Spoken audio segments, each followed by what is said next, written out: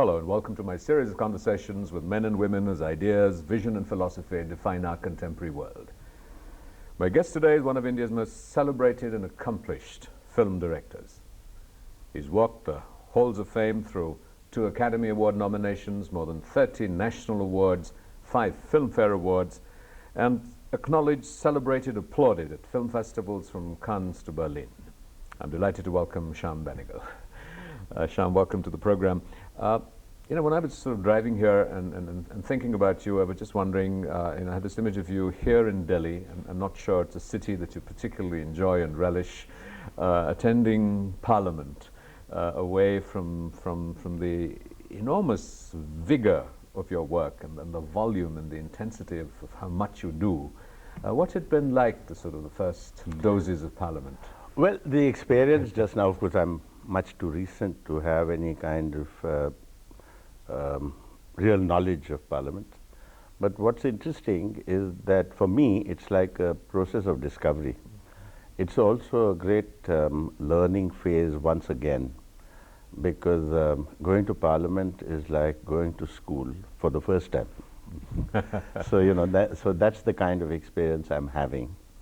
I mean, sometimes I get very not quite sure, of myself even, because some debates are fantastic, the quality of debates, and of course looking at the highest legislature, body of legislature we have in our country, for one thing. And number two, also that the Rajya Sabha itself is it's an eternal organization in many ways, because it doesn't get dissolved. It only renews itself. Renews itself, and it's been that way since we were independent, so that also is there, and sometimes you feel a bit intimidated by all this. But it's an interesting experience so far. Let's see, because I do hope that I will get some kind of an opportunity to seriously participate in some work that is being done. How does this dovetail with the sort of unfolding of your own life? Certainly your earlier work, when you moved beyond advertising into fiction film, was very engaged with a great deal of passion, commitment, preaching, dare I say, in the 70s. You had something to say, very specifically and pointedly. Was that sort of circumscribed by a kind of formal political vision, or was that just sort of? No, I've never really subscribed to any specific political party as such. But by and large, broadly speaking, one agrees with the principles on which this nation was built. Let me put it that way. What the foundational basis of India is, that I totally agree with, and I believe that every generation needs to uphold that. I mean, that's what I personally believe. And then, of course, one's political inclinations tend to be slightly left of center, in the sense that, it's a kind of liberal point of view, not totally ideologically left in that sense, but still it's slightly left of center, clearly. And the concern always is always that we should, think constantly in terms of change, because status quo really is the worst aspect of life. So when you sort of when you craft your films, when you sort of explore what is it that you're going to do, are you reacting to predicaments, to issues and ideas that move you and drive you, or are you coming to it from a self-conscious, ideological perspective? I mean, so much of cinema, the early origins of much of cinema has had this very intimate connection. Of course, no, there's no question about it. The fact is, there is a position. You do take a position. But over a period of time, I've become less and less judgmental. When you're young, you're very quickly judgmental about a lot of things. and in many ways you appear to have a very clear view, you know. Certitude. Yes, there is a great deal of certitude and certainty, you know, in what you believe and stuff like that. As you grow older, you're not quite sure. So, apart from that, there's something else, because, you know, the more you learn, the more you realize how much more there is to learn. So, if that is an automatic process, I think, of growing up. I mean, growing older too. And therefore, you get to see many different points of view or recognize different points of view. Now, that to me is equally important when it comes to the cinema. You know, that you should not really have tunnel vision of any kind. You know, you should be able to look at everything from different positions, different points of view, and then, of course, also not be too quick to judge, because after all, you're dealing with human beings, you know, and human beings have many facets, many shades to them, so how many positions. How consciously do you do this and say that, well, this is my point of view, this is how I see Netaji, but there are also other points of view. Let me acknowledge this in the interests of fairness, even though it isn't something I feel No, but I wouldn't use the word fair, because, you know, that's not quite it, because, you know, then it's like balancing. No, it's not balancing. It's like opening up the view, as it were. You know, take people around, you know. If you're looking at an object, you should look at it from all points of view. The more points of view you can look at, the more probably it'll be more insightful in some ways. And that to me is very important, you know, whatever one does. Of course, whatever subject you deal with, you have to have some degree of sympathy and empathy with it. Otherwise, you can't do it, you know, in any way where you warm towards the subject. And if you don't warm towards the subject, then you can't expect an audience to warm towards that subject. You're watching a conversation with the celebrated film director, Shyam Benegal. We'll be right back after a short break. Don't go away. Welcome back to a continuing conversation with Shyam Benegal. You have experimented with so many different forms of cinema. You are now sort of counting down to do something that's been reported as sort of based on Carmen, a musical. What takes precedence for you?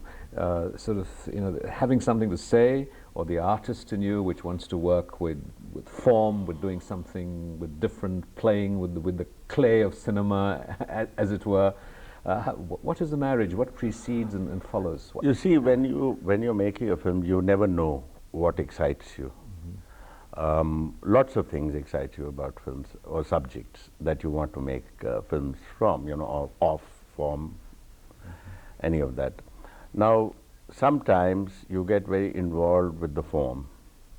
Like when I made Suraj Ka Satwaں Ghoda, that was really trying to look at the form of cinema itself, trying to extend or push it for myself, you know, to the extent I could, without allowing the audience to lose contact with the film. You know what I mean? So there was also the stretching the idiom and the grammar of film. Now there you can do many things you work like with that. Sort of trying to look at you know, the same subject from different Absolutely. points of view. And yes, but also there was also the question of everything is simultaneous. You know, things are not happening serially. They are in fact happening simultaneously. So it's moving on so many different planes. Now that sort of thing. But then there are other aspects. You get very interested in content. You also get very interested in ideas. But there, in that case, did you sort of, were you dealing with the form because the form excited you? You felt at that point in your life you wanted to try and see what you could do to extend the boundaries of cinema? Or did the thought that this was the form that would best communicate what you intended to communicate take precedence? With that, it was because I was looking for a subject Okay. that would allow me to experiment with form. Okay. Sometimes you have the subject itself, the content itself determines its form. Of course, that's self-evident. But beyond that, you're also there. Sometimes you're interested. Sometimes you're just interested in ideas, certain kinds of ideas. Now, you were talking about Carmen, for instance. Carmen is a story that's extremely well known, and it's very simple. I mean, it's what? I mean, love, betrayal, jealousy, revenge.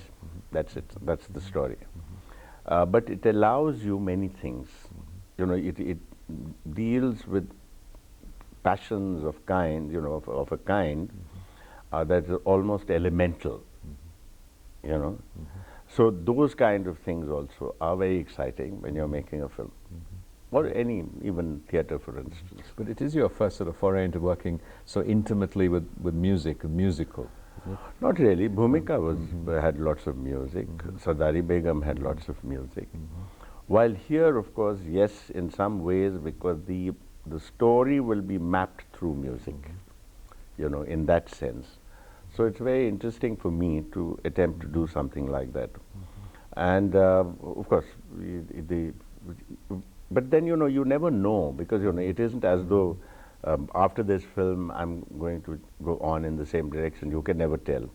It depends on what becomes exciting for any filmmaker. You know, it's not just me, any filmmaker, in terms of the kind of subjects that they would like to handle. But sometimes you get also very involved with certain aspects of your own society, you know, contemporary problems or history. Now, all these things are interesting to me. You know, there is very little that is not interesting to me. You know, you've acknowledged in some ways quite often that, you know, two of the people who greatly influenced you were Satyajit Ray and Guru Dutt. You know, Ray and we sort of we still begin to sort of we continue to get documents and sketches and drawings of the great precision with which he approached what he did. So the unfolding of the film for him was, in a sense, already in his imagination rather than on the set and on location. The sense I get from you is that for you it's also very much an unfolding as the film unfolds, rather than sort of something that's mapped in the imagination and then you go out and implement that. That may have also something to do with the time that Ray was working with, you know, different kinds of equipment and the flexibility that new equipment and technologies give you on the set, enable you to think of the set. Well, how would you describe your approach to? See, the main thing, of course, is that whatever story, whatever narrative you have, there is the narrative sort of unfolds itself always in a fairly organic manner. And if you go with that, then you know it's going to work. You can't be arbitrary, you know, in the telling of a story or in the creation of characters. You know, as you develop characters, characters have a way of growing. You know, sometimes you may be able to help, but if you force them to become your puppets, then you don't have a good character. You know, they have to develop. But how do you do that when film is shot in such a fragmented way? You know, it isn't like a play where you let the characters sort of develop. No, but don't forget that filmmaking is not a solitary art. It's not something that a single person does, like a painter paints a picture. It really is a group effort. There's a whole team. You have actors.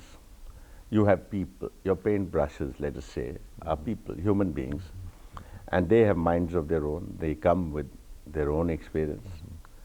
The main thing for a director is to see whether, you know, their experience, or get them to put their experience into what they're doing, you know, and move them in the direction you want them to, you know, you want them to move for that particular narrative. And you find that each one of them gives to you exceptional work, you know, of their own. I mean, and that's very creative. So you cannot automatically assume that it's only the director. The director is there, but he is actually, that's the word, he's a director. He's working out a direction. But you are putting together a whole lot of human beings, you know, and these human beings are not puppets, or they're not lifeless things. that you touch and bring to life, they're already living. They come with their own histories. And it is for you to make use of those, you know, and that's how you do it. So basically that's what it is when you're making a film. And if you don't allow those creative areas in different individuals, whether they happen to be technicians or actors, music directors, designers, whoever is connected with your film, then you are not making use of them as well as you should. You're watching a conversation with the celebrated film director and Member of Parliament, Shyam Benegal. We'll be right back after a short break. Don't go away. Welcome back to a continuing conversation with Shyam Benegal. Your work has a great deal of intellectual rigor. It demonstrates that this is someone who's been thinking about issues, who've engaged in many layers and dimensions of the human predicament. You've been given the Indira Gandhi National Award for national integration. Of all these sort of areas that you engage in and that you, in a sense, swim in, are circumscribed in a sense because film is both art and an industrial product. Do you regret, or are you somewhat inhibited by the fact that film is also an industrial product, and we don't have mechanisms or processes where someone would say, well, Shyam Benegal, here's the money, express your soul? Well, you know, you can't help anything today, because, you know, whether it doesn't matter what you're doing, whether you paint a picture, that too is a product. You know, the aspect of it having a commercial value does not inhibit one. I mean, why should it inhibit anybody? Because you were celebrated, and still are in a sense, as the pioneer, as the founder of the middle cinema, who was able to bridge this gap. Was that bridging conscious? No, not at all.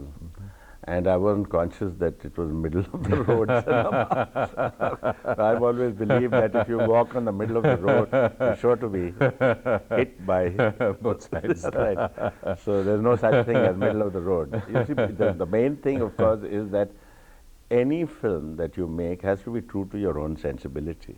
That's basically what it is.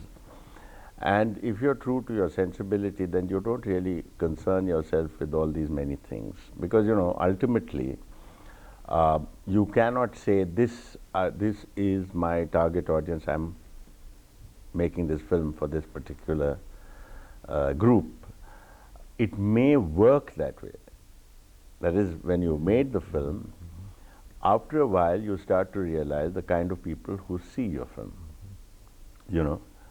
Because that sensibility. Your kind of film, in a sense. Yes. To listen to your voice. Yes, there are people, Yeah.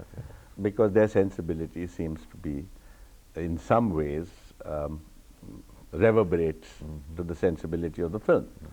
And that happens in all cases. So the question is, does that have any marketable value at all or not? That's the question. So the question is, do you have you, as a filmmaker, if it doesn't develop a critical mass of an audience that sustains, you know, makes that film work in the marketplace, in other words, it pays for itself, then of course you're out of the business. So while in a sense, you know, the market circumscribes what you do, and this is sort of like cold water on sort of the self-indulgent fantasy of creativity, you know, you have also spoken extensively against the notion of censorship, which also circumscribes creativity. Obviously, political censorship is something that sort of liberal civil society is opposed to. What would you like to see replace the censorship? What mechanisms?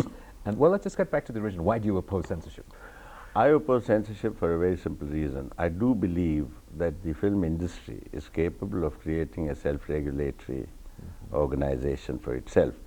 And also you need to classify films. You see, it is true that certain kinds of films may not be suitable for children, you know, of certain ages, and some films would be more suitable for adults. You do have that sort of thing. Automatically, you know, one knows these are things that happen. And therefore, you need to have a certain kind of classification, and the film industry itself should do it, like the press council. You know, like you have the press council, you should have that for the film industry, rather than a group of people who have been nominated by the government and who take upon themselves to function for the population of the country. But surely there will need to be legal boundaries, child pornography, for example, or what have you. Everything would be, you see, it's very simple. You have a constitution. That's your template. You go according to that. It's as simple as that. You know, we all know that, you know, freedom of speech does not mean Completely unfettered right to say unfettered anything you want liberty. to say. It doesn't mean that. Obviously, there are social norms, certain kinds of social norms. Each country has that. And they're different, obviously, because a lot of it depends on the kind of cultures that you have evolved in each place, you know, I mean, each nation, country, and all that sort of thing. And so you just have to be mindful of those things, because often you don't even have to be mindful of those things, because you would be normally doing the right thing. When you wouldn't be doing the right thing is if you think that, you know, you can extend your market by exploiting it, you know, exploiting your market in a particular way, which is not really quite done, manipulating. Now, manipulation of various kinds can be recognized. I think a filmmaker can recognize manipulation of other filmmakers better than a censor board, quite frankly. Would you, for example, yourself be comfortable sitting on this kind of judgment on the work of others? Isn't that sort of difficult, sensitive, compromising? It is difficult. I wouldn't want to be part of the censor board. I never did. You know, I mean, once or twice it was offered to me many years ago, but I didn't want to be even there. on this sort of on a self-regulating body that's Self-regulating body, certainly, I think you should be able to do that, because, you know, after all, you shouldn't forget that films actually are now a mass art. They're not any longer what one might call popular art. You know, it's mass art. And the means of disseminating, you know, is very different today than it used to be, because you also have television. You know, and it's in so many different ways. You can even go on the net now with films. There is so much. Sorry to interrupt. There is so much criticism and concern and despair that of the values that the mass art is perpetuating and sending out into the community. Is there a solution that's legitimate and workable? Apart from perhaps appealing for restraint, and whether it's on issues relating to portrayal of women on television. There are so many concerns that people have, and the impact that this is making on young minds. Is there any possibility, anything that's workable and that you could recommend? See, yes, there is, because, you know, just as much as there is a certain centralizing, you know, force, you know, there's a kind of centripetal force, there's also a centrifugal one. So just as much as things start to move towards the center, equally there's a decentralizing process. For instance, a lot of, in filmmaking particularly, I personally believe, you have the big film industry. The thing to do in such a situation is to encourage small filmmaking. You know, if you do, then you are creating a counter to this absolutely kind of monolithic mass art. You know, so you just have to, it has to be worked out like this. It can be worked out, and it does happen. Even if you don't really work towards it, it does happen. Societies have a way of doing these things, you know, even without your knowing it. Without Big Brother intervening. Without Big Brother intervening, these things happen. And I don't think one should really be too worried about it, quite frankly, because already you can find, you know, with the kind of developments we have in digital technology today, and the fact that you can make your own movie, you know, without spending too much money. Yes, there is a certain process. You see, there's a process of I wouldn't use the word democratization as such, because democratization sort of also suggests the big central thing is also equally democratic in the manner in which it reaches everybody, and then there are certain positions, you know, I mean, there's also at one stage in the whole process of democratizing everything, there's a persistence of mediocrity. You can never automatically rule that out, you know, that does happen. But I do believe that there's a lot that can happen without, you know, constantly the center kind of, you know, or big brother sort of interfering in the process. You've been sort of earlier on in our conversation, you were talking about how you have evolved as a human being, and that is reflected in your work of, in some ways, being less, probably being mellower and seeing things from different perspectives and points of view. How is sort of Shyam Benegal, the human being, quite apart from the filmmaker and what have you, changed from the 70s?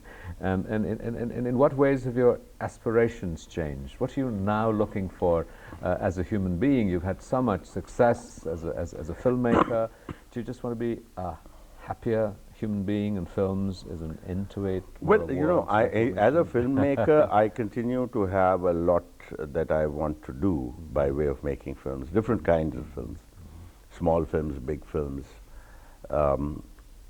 films that connect one with your environment in one way or another, because one of the most important things for me is the context. You know, you have to contextualize whatever you're doing, and I want to contextualize it always in terms of the universe of which I am part.